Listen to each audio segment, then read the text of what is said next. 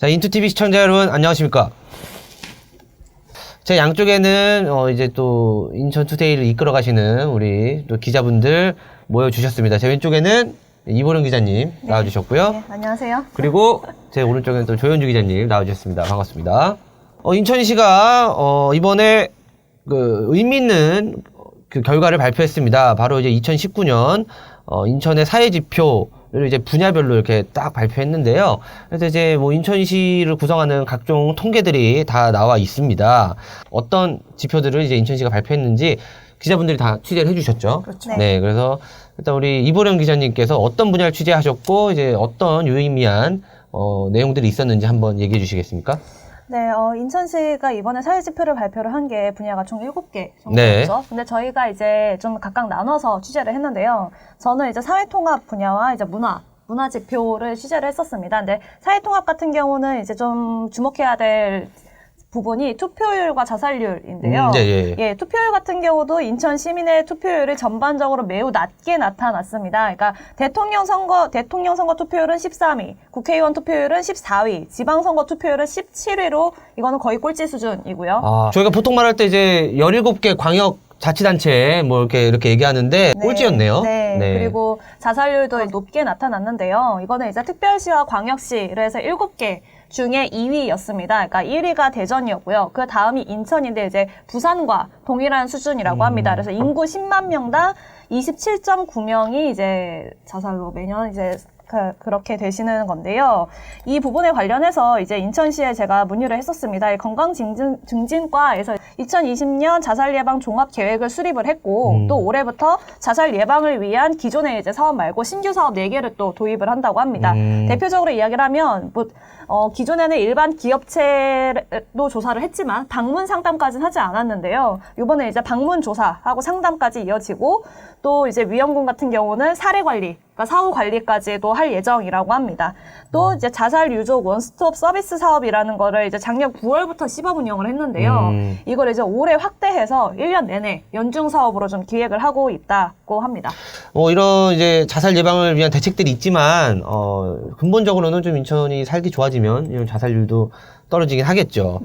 또 다른 거 얘기하실 게 또 이제 취재하신 게 있나요?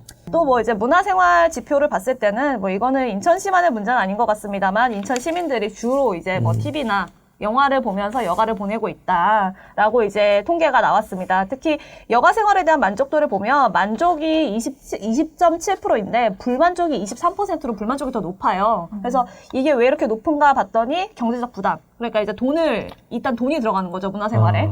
영화 한 편 보는 것도 좀 부담스럽다, 그렇죠. 이거 아닙니까? 그리고 또 시간이 부족하다. 그러니까 노동 시간이 이미 정해져 있는 상황에서 뭐 야근을 하거나 이러면 이제 문화생활에 이렇게 쓸만한 시간이 마땅치가 않은 거죠. 그리고 또 확인을 해봐야 되는 지표가 인천시의 출산율입니다. 그죠. 앞서 이거 뭐 말씀을 전국적인 해주셨죠. 문제긴 한데. 네, 전국적인 문제기는 한데요. 인천시는 2000년대 들어서부터 계속 출산율이 떨어지고 있는 상황입니다. 2017년, 2018년 1.01명으로 지금 합계 출산율이 똑같습니다. 그래서 지금 이 상황에 관해서 인천시가 그러지 않아도 문제를 인식을 하고 여러 가지 정책을 수립을 하고 있는데요. 일단 이제 난임 치료.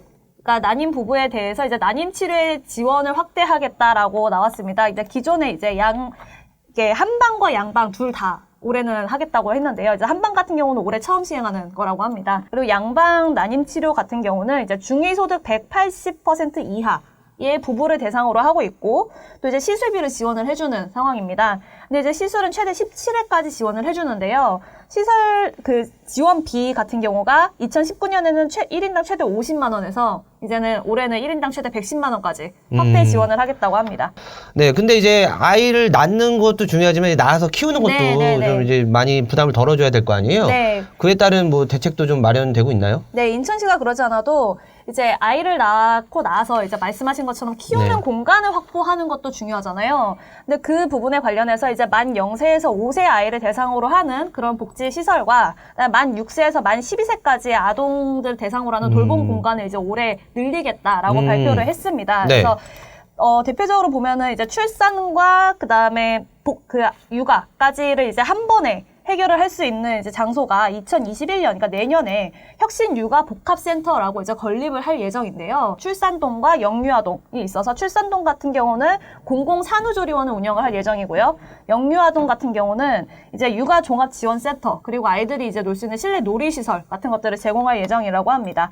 또 이제 만 0세에서 5세 이제 보호자를 동반한 아이들을 대상으로 한 공간으로는 이제 아이사랑꿈터가 있는데요. 이제 인천시에서 지금 계속 확충을 하고 있는 상황인데, 그러니까 지금 두 곳이 문을 열었습니다. 남동구 문 열었고요. 그리고 서구에도 설치가 됐고, 이제 다음 달에 미추홀구에 이제 한 곳이 문을 열 예정입니다.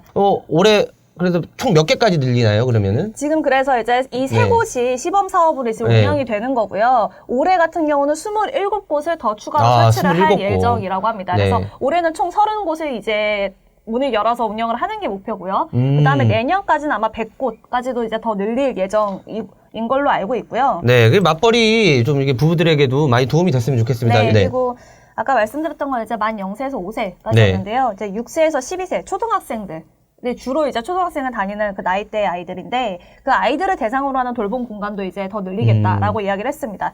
2018년에 부평구에서 이제 한 곳이 설치가 됐고요. 그리고 2019년에 연수구, 남동구, 계양구, 서구에 한 곳씩. 그래서 총 지금 5곳이 운영이 되고 있는데요. 다 함께 돌봄센터라는 공간입니다. 올해도 이제 더 설치를 해서 총 30곳을 이제 운영을 하는 게 목표라고 합니다.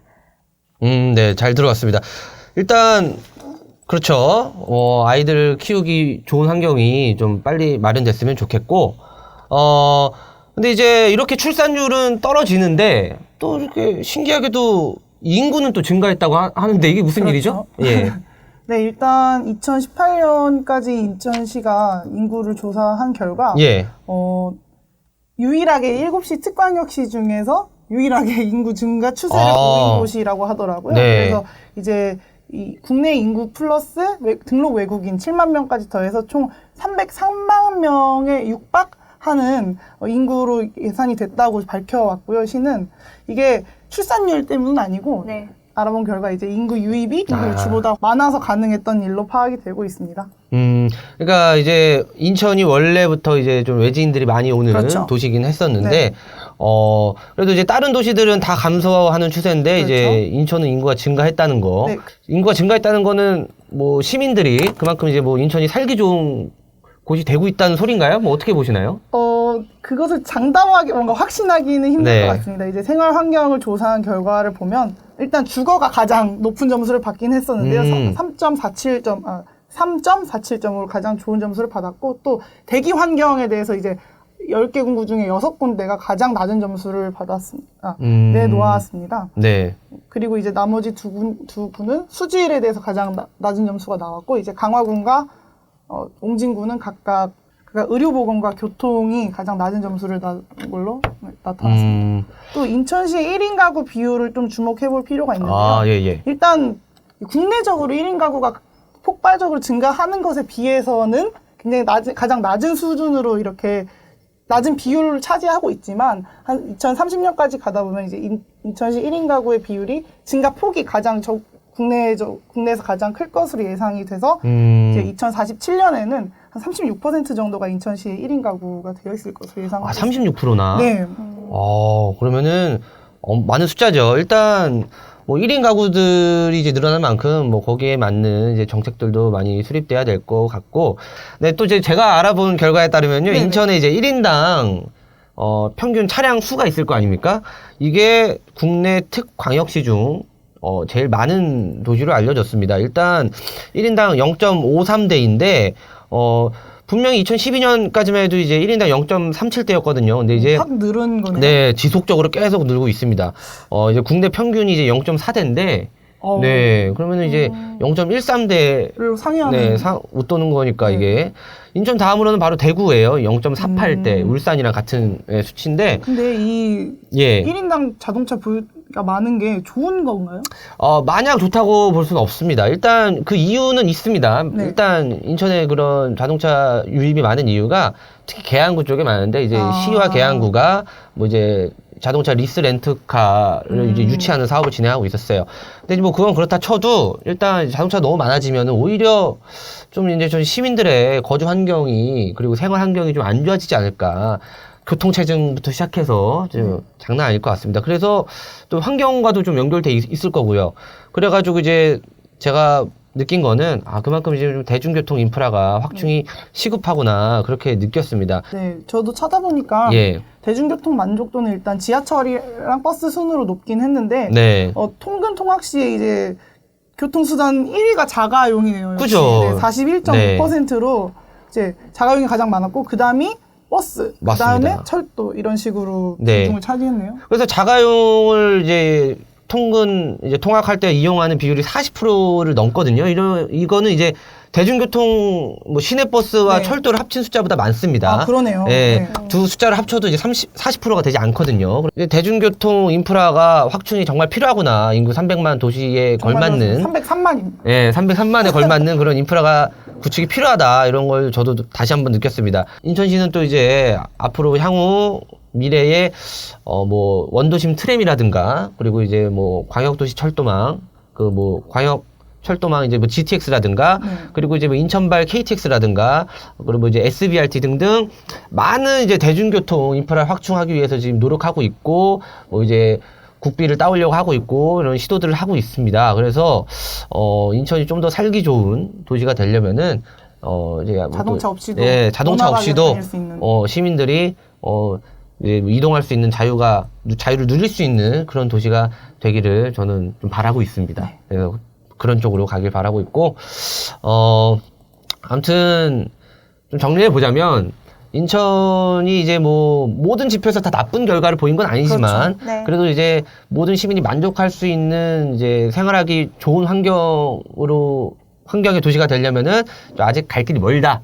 예, 그만큼 좀 인천시와 그리고 이제 시민들이 함께 좀 좋은 도시를 만들기 위해서 노력해야 되지 않을까. 네, 또 맞습니다. 이제 확실히 네. 이 사회 지표를 통해서 보니까 우리가 평소에 체감하고 있었던 것들이 네. 맞는 것도 있고 생각보다 괜찮거나 더 나쁜 것들도 있어서 한눈에 보기 좀 좋았던 것 같아요. 맞습니다. 그래서 이게 정말 이 지표를 잘 활용해서 예. 좋은 정책으로 이렇게 이제 거듭날 수 있었으면 좋겠습니다. 맞습니다. 네, 오늘 뭐 저희 인투TV 여기서 마무리하도록 하겠습니다. 시청자 여러분 감사합니다. 감사합니다.